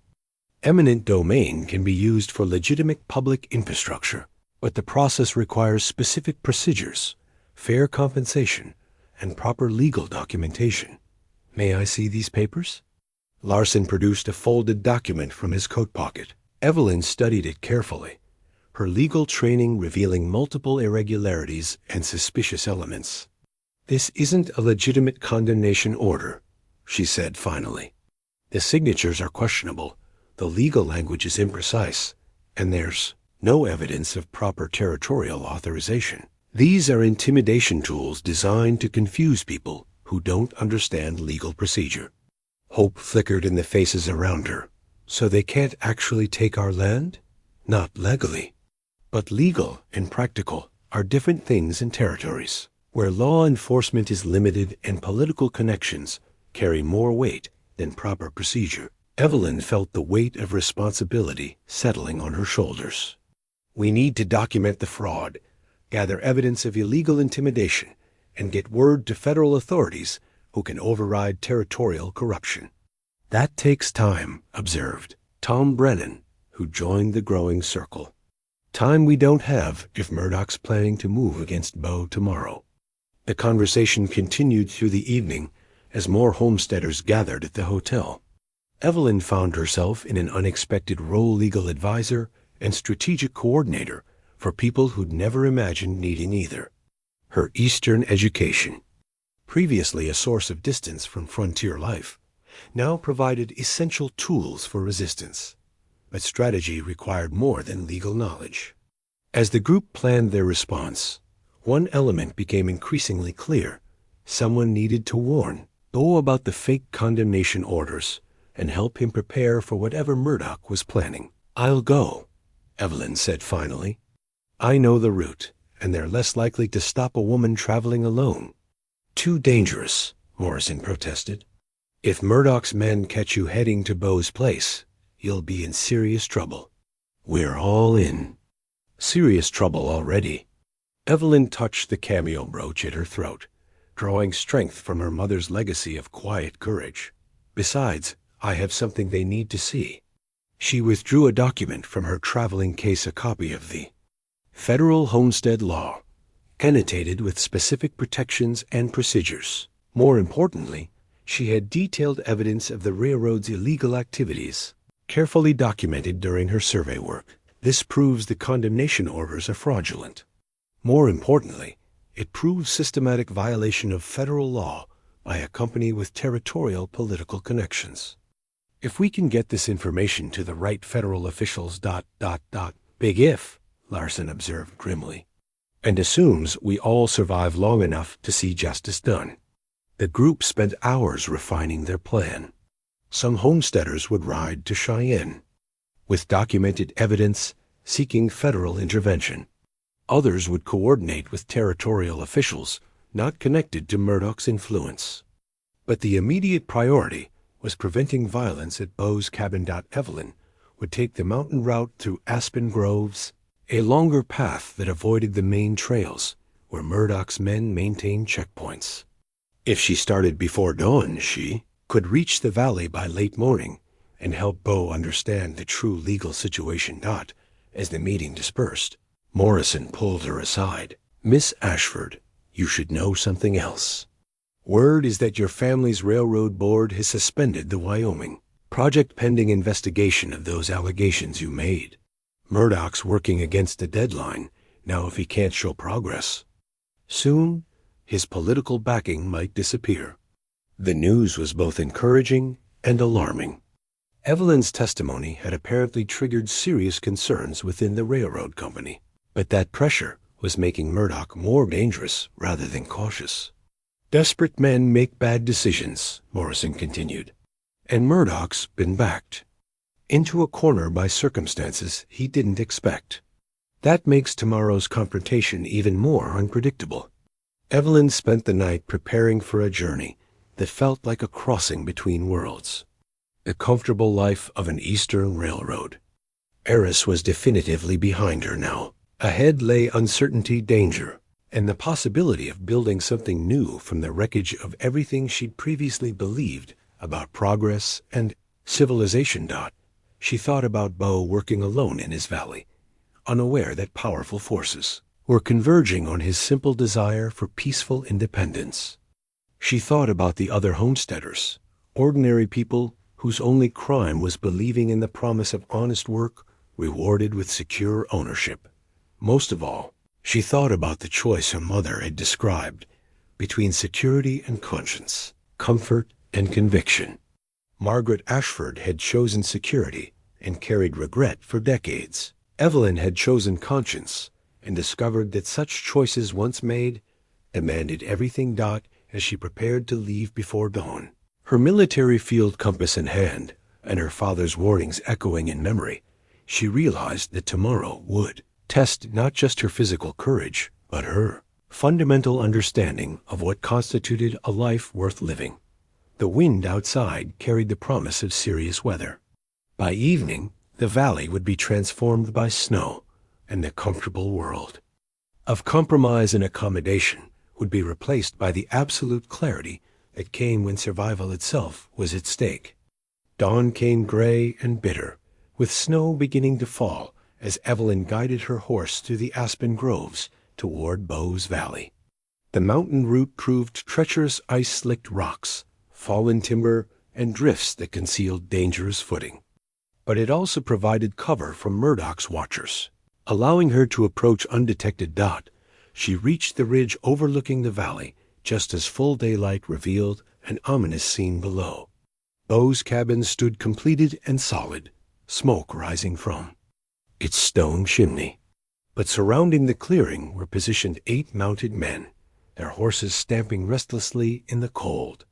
Even at distance, their configuration spoke of military discipline and hostile intent. Through her field glasses, Evelyn could see Beau standing on his cabin's small porch, apparently engaged in conversation with the rider's leader. His posture was alert but calm, the stance of a man who understood the gravity of his situation but refused to be intimidated by it. The leader, she realized with growing alarm, was Clayton Murdoch himself. The land baron had come personally to oversee Beau's eviction, suggesting this confrontation carried significance beyond simple property acquisition. Evelyn dismounted and carefully worked her way down the slope, using scattered boulders and pine groves for concealment. She needed to get close enough to hear the conversation, to understand exactly what threats were being made. The fake condemnation order folded in her coat pocket might provide crucial leverage, but only if she could intervene at the right moment. Double quotes ... final offer, Tanner, Murdoch was saying as she reached hearing distance. $500 and safe passage out of the territory. Generous terms for a man in your position. My position is legal owner of this land, Beau replied evenly. Filed proper homestead claim, met all improvement requirements, got valid title from the territorial office. Nothing illegal about building a home on my own property. Murdoch laughed, the sound sharp in the cold air. Legal's a flexible word in territories, especially when important development is at stake. I've got papers here that say this land's needed for railroad construction. Eminent domain, they call it. Let me see those papers. Don't need to see them, just need to accept them. Murdoch's voice hardened. You've got 1 hour to pack whatever you can carry and ride out. Leave anything else. We'll see it gets disposed of proper. Evelyn could see Beau's jaw tighten, his hands moving closer to the axe handle, leaning against the porch railing. And if I refuse? Then we'll dispose of the obstacles to development. All of them. The threat was unmistakable. Your choice, Tanner. Easy way or hard way. But this land gets cleared today. This was the moment Evelyn had prepared for. Taking a deep breath, she stood and walked into the clearing, her hands visible and empty, projecting as much authority as she could manage. Murdoch, she called. I need to speak with you about those condemnation papers. The effect was electric. Murdoch spun in his saddle, his face showing genuine shock at her appearance. His men reached instinctively for weapons before recognizing that she presented no physical threat. Miss Ashford. Murdoch's recovery was quick, but she'd seen the momentary fear in his eyes. Didn't expect to see you back in the territory.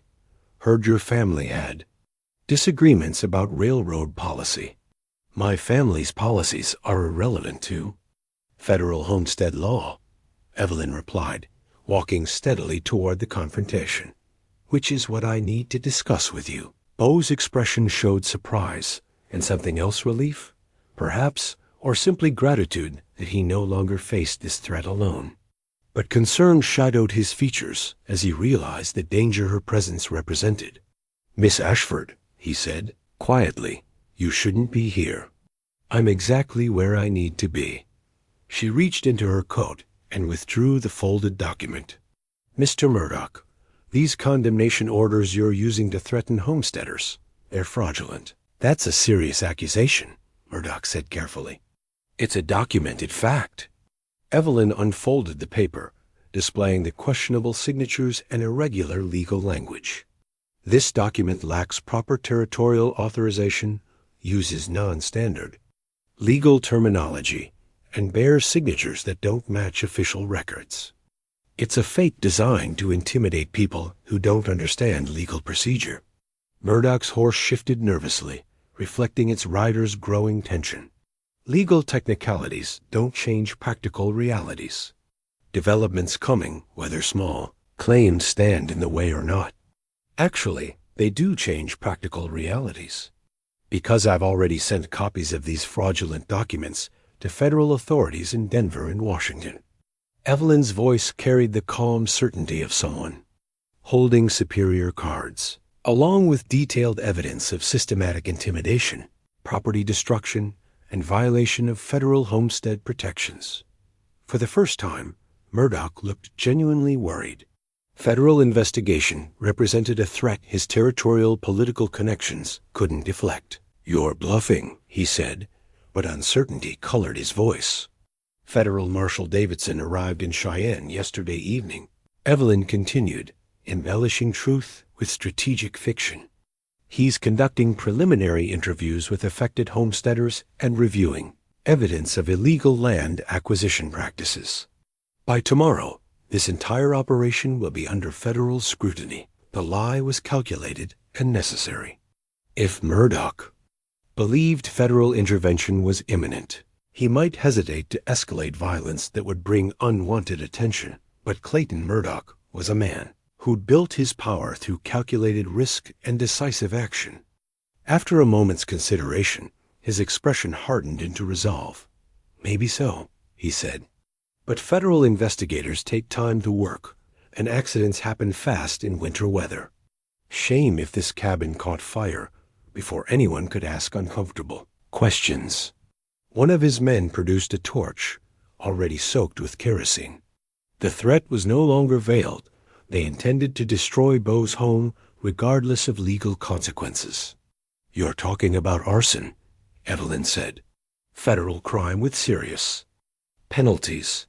"I'm talking about clearing obstacles to legitimate development." Murdoch nodded to his men, who began dismounting with purposeful efficiency.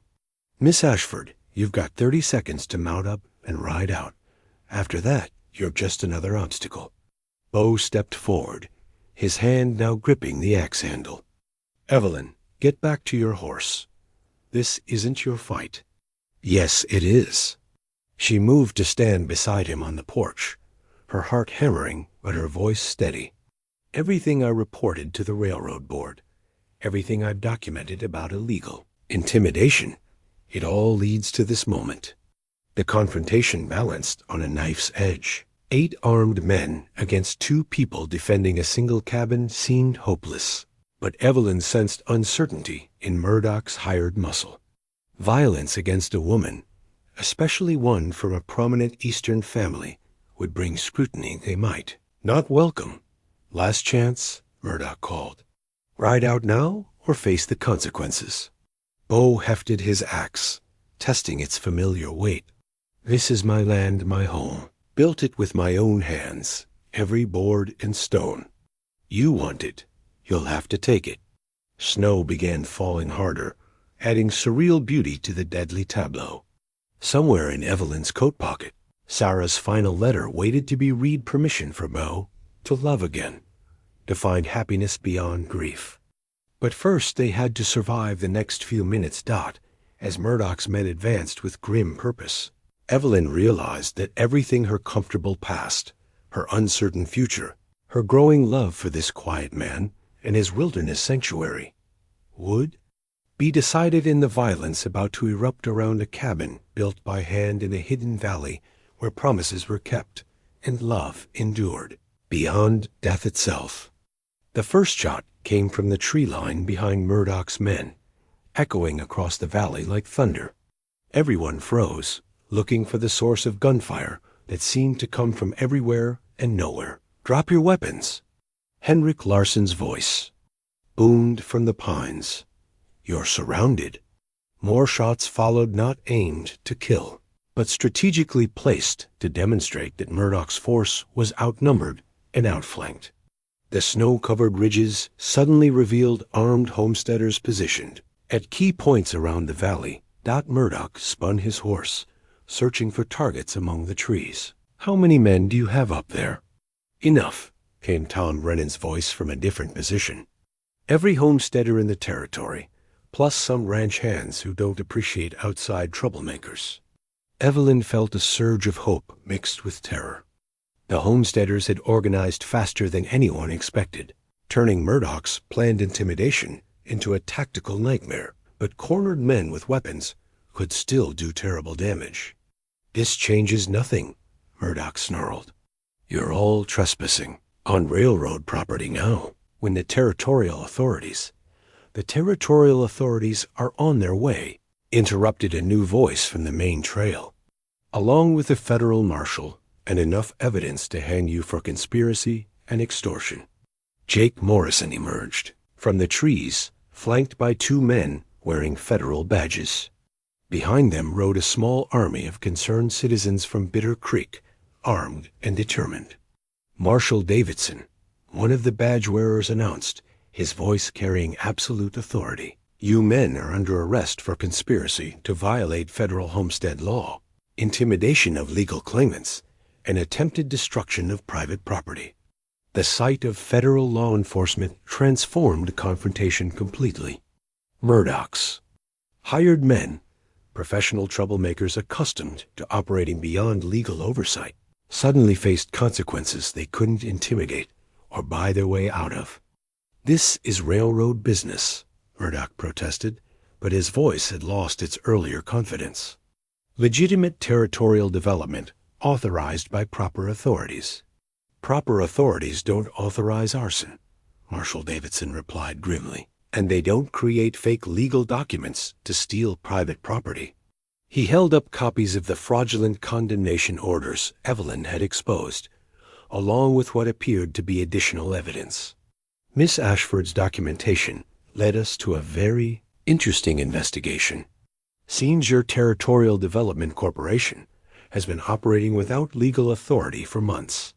Evelyn looked at Beau, seeing her own amazement reflected in his eyes. Her desperate gamble had apparently triggered real federal intervention, turning her strategic fiction into unexpected reality. "Furthermore," the marshal continued, "we've received sworn testimony from multiple witnesses regarding systematic intimidation, property destruction, and threats of violence. That's enough for federal conspiracy charges against everyone involved." The homesteaders began emerging from their positions, weapons lowered but still ready. Evelyn recognized faces from the hotel meeting ordinary farmers and ranchers who'd risked everything to protect their community. Murdoch's men found themselves surrounded by determined neighbors and federal authority. One by one, they began dropping their weapons and raising their hands. "Clayton Murdoch," Marshal Davidson announced formally, "you're under arrest for conspiracy to violate federal law, extortion, intimidation of legal claimants, and attempted destruction of private property." As federal deputies moved to secure the prisoners, Murdoch played his final card. "You people don't understand the forces you're dealing with. This railroad project has backing from Chicago, from territorial government, from powerful men who won't be stopped by some frontier marshal." "Maybe not," Evelyn said, stepping forward. "But they will be stopped by congressional investigation, federal prosecution, and public exposure of illegal business practices." She withdrew additional documents from her court correspondence she'd copied from her father's files, financial records showing illegal connections between the railroad and territorial officials. "I've sent copies of everything to newspaper editors in Denver, Chicago, and Washington. Your powerful backers will be too busy protecting themselves to worry about Wyoming territory land grabs." The revelation hit Murdoch like a physical blow. Public exposure of corruption was the one weapon. His political connections couldn't counter Dot. As the prisoners were secured and led away, the homesteaders began to relax. Children appeared from hidden places. Wives emerged from timber where they'd waited in terrified silence. The community that had scattered in fear was reforming in relief and triumph. Beau stood on his cabin porch, axe still in hand, surveying the aftermath of violence that had become victory through community courage and federal intervention. His gray eyes found Evelyn's, reflecting gratitude, amazement, and something deeper. "Miss Ashford," Marshal Davidson approached, his expression respectful, "your documentation made this intervention possible. Without detailed evidence of systematic fraud and intimidation, we couldn't have acted with such certainty." "I just reported what I saw," she replied. "These people did the real work standing up to intimidation, organizing resistance, risking everything to protect their homes." As the federal officers departed with their prisoners and the crowd began dispersing, Evelyn found herself alone, with Beau beside the cabin that had become the focal point of something larger than either of them had expected. "You came back," he said quietly. "Even after everything that happened with your family, you came back." "I had to," she replied. "This is where I belong now." Snow continued falling, dusting the completed cabin and the small memorial to Sarah that marked the beginning of Beau's healing. But now it also marked something new, the foundation of a love built on shared values, mutual respect, and the courage to stand for principles that mattered more than comfort or convention. The railroad would still come to Wyoming territory, but it would come honestly, legally, with respect for the people who'd already claimed these lands with their labor and dreams. And in a hidden valley, where a man had built a home with his bare hands, two people who'd found each other across vast differences of background and expectation began building something, even more lasting than walls and roof beams.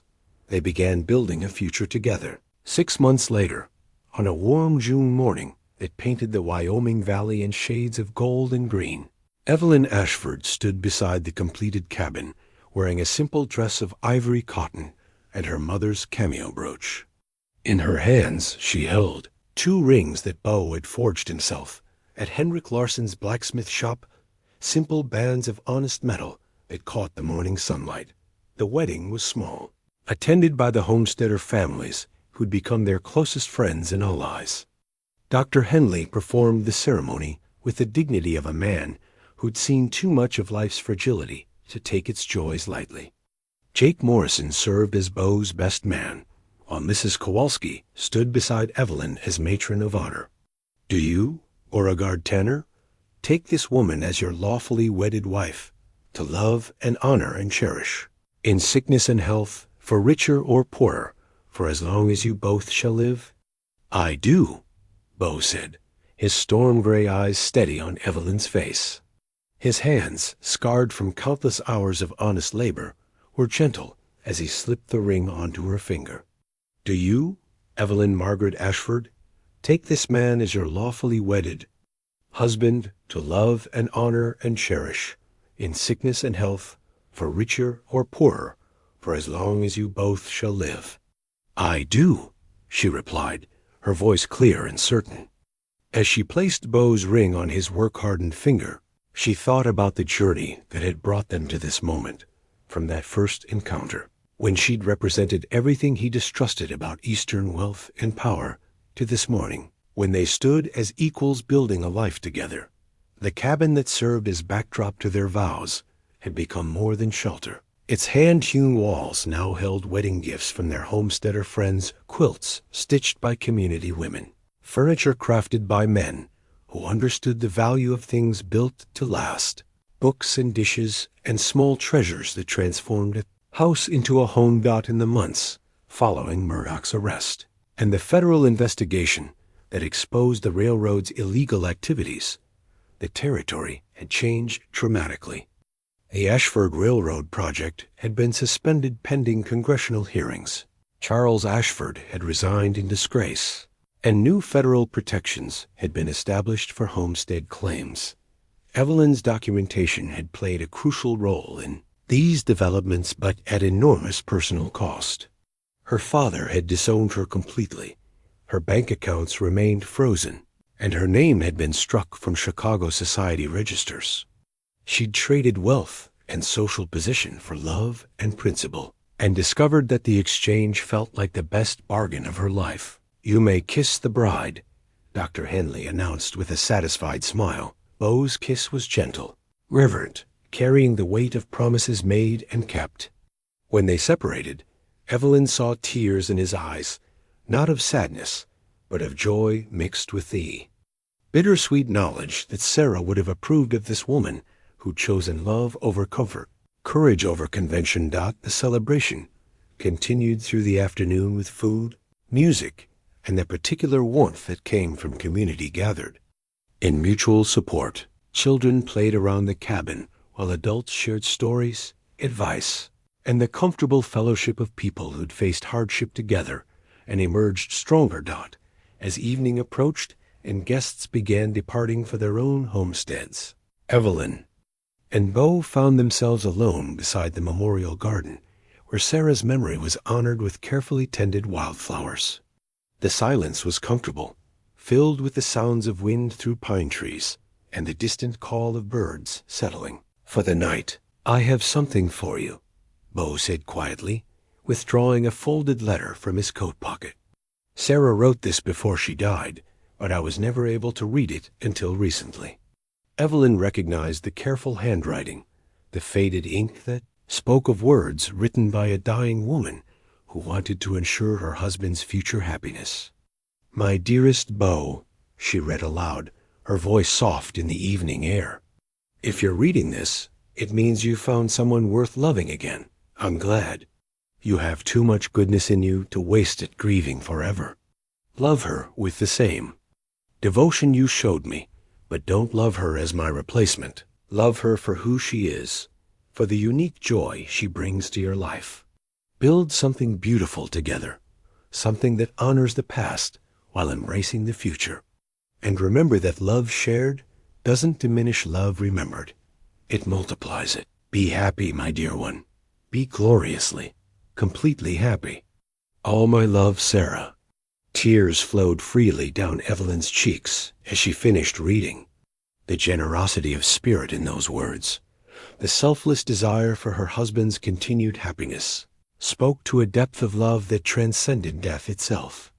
"She would have liked you," Beau said simply. "Would have appreciated your courage, your willingness to fight for what's right, even when it costs you everything." "I hope so," Evelyn replied. "I hope to be worthy of the life you built here, the promises you kept, the love you're offering me now." They stood together in the gathering dusk, two people who'd found each other across vast differences of background and experience. Around them, the valley stretched toward mountains painted purple by setting sun, vast and beautiful, and filled with possibility. The railroad would eventually come to Wyoming territory, but it would come honestly, with respect for existing communities and legal protection for homestead rights. Other valleys would be preserved, other families protected from the kind of systematic intimidation that had once threatened this peaceful place. Evelyn thought about her mother's words regarding the choice between security and conscience. Margaret Ashford had chosen security and carried decades of regret. Evelyn had chosen conscience and discovered that such choices, while costly, led to a depth of satisfaction that no amount of inherited wealth could provide. As they walked hand in hand toward the cabin that would be their first home together, Evelyn reflected on the artifacts that had marked their journey. Sarah's china teacup, now displayed with honor in their kitchen. The hand-forged axe that had shaped every log in their walls. The fraudulent legal documents that had exposed corruption and protected their community. The simple wedding rings that symbolized promises made with full understanding of their weight and meaning. Inside the cabin, lamplight glowed warmly through windows that faced east to catch the morning sun. Tomorrow they would begin the practical work of building a life together, farming, perhaps expanding the cabin, certainly contributing to the growing community of homesteaders who'd chosen this challenging but rewarding way of life. But tonight was for quiet celebration, for the simple joy of love freely chosen and honestly earned. In a hidden valley, where a man had once built a home with his bare hands to honor a promise made to the dying, two people began the even more complex and rewarding work of building a marriage based on mutual respect, shared values, and the courage to stand for principles that mattered more than comfort or convention. The Wyoming wind carried the scent of pine and sage, of wildflowers and distant snow, of endless possibility in a territory where people could still build something lasting with their own hands and hearts. And in a cabin constructed as sanctuary, from grief, love began again, different from what came before, but no less profound for being chosen rather than simply inherited. Some promises, once made, demanded everything, but some rewards, once earned, lasted forever.